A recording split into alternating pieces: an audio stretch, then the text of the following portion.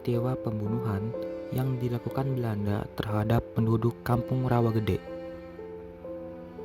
pada 9 Desember 1947. Ketika tentara Belanda menyerang Bekasi, ribuan warga mengungsi ke daerah Rawagede. Pertempuran kemudian berkobar di kedua tempat tersebut, sehingga menewaskan ratusan orang yang berasal dari kalangan sipil.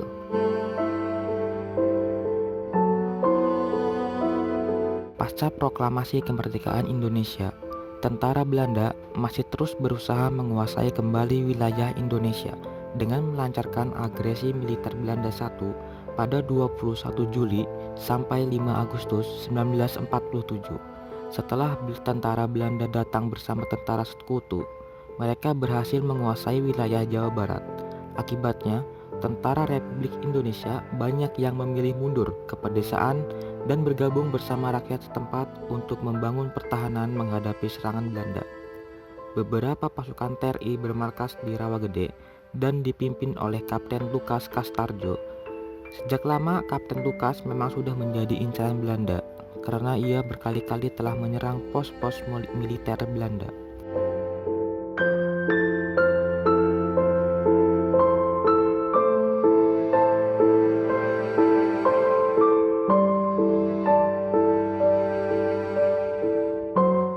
Alasan desa Rawagede dijadikan sebagai markas pertahanan oleh TNI adalah sebagai berikut. Berada di tengah segitiga konsentrasi tentara Belanda yang bermarkas di Karawang, Cikampek, dan Rengas Dengklok.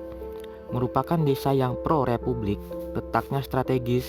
Apesnya, markas pejuang di desa Rawagede diketahui oleh antek-antek Belanda. Suatu waktu, saat Kapten Lukas sedang menelusuri perjalanan menuju Sukatani, Bekasi, perjalanan mereka tercium oleh mata-mata Belanda. Mereka segera melapor ke pihak militer Belanda bahwa Kapten Lukas telah menyusup ke Rawagede. Tanpa pikir panjang, tentara militer Belanda segera mempersiapkan rencana penyerangan mendadak terhadap Kapten Lukas dan prajuritnya.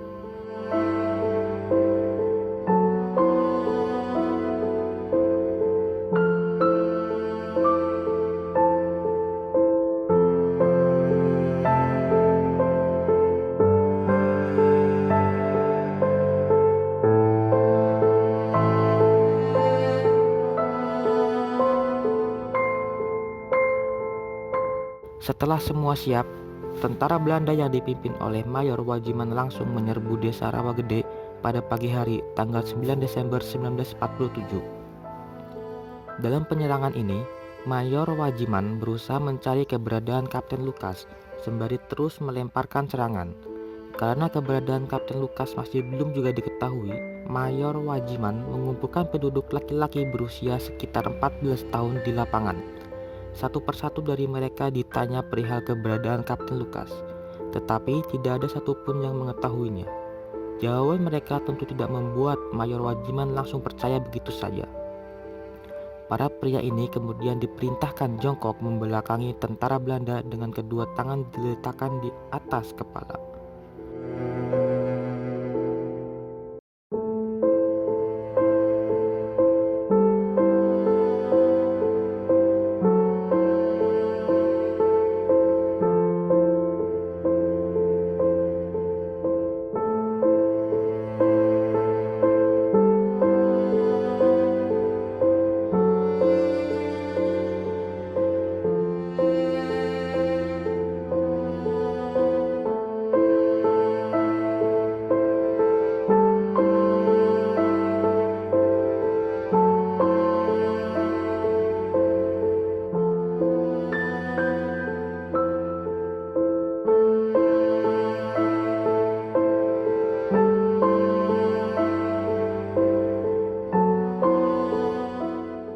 Dalam sekejap, eksekusi demi eksekusi berlangsung dari satu tempat ke tempat lainnya.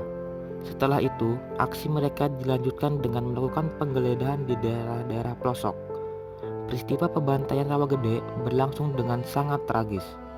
Dalam sekejap, mayat-mayat mulai berjatuhan setelah dieksekusi oleh Belanda.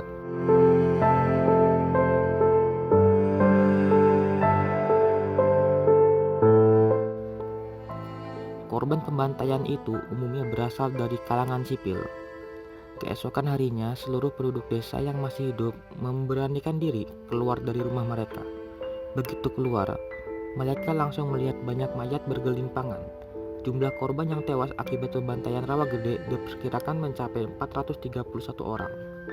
Untuk mengenang para korban pembantaian Rawa Gede, pemerintah Kabupaten Karawang memerintahkan kepada Desa Rawa Gede membuat Taman Makam Pahlawan. Kemudian, sejak 10 November 1951, Taman Makam Pahlawan Rawa Gede menjadi Taman Makam Pahlawan Sampurna Raga Rawa Gede. Sementara itu, Kapten Lukas yang menjadi incaran utama Belanda berhasil meloloskan diri dan wafat pada 8 Juni 1997.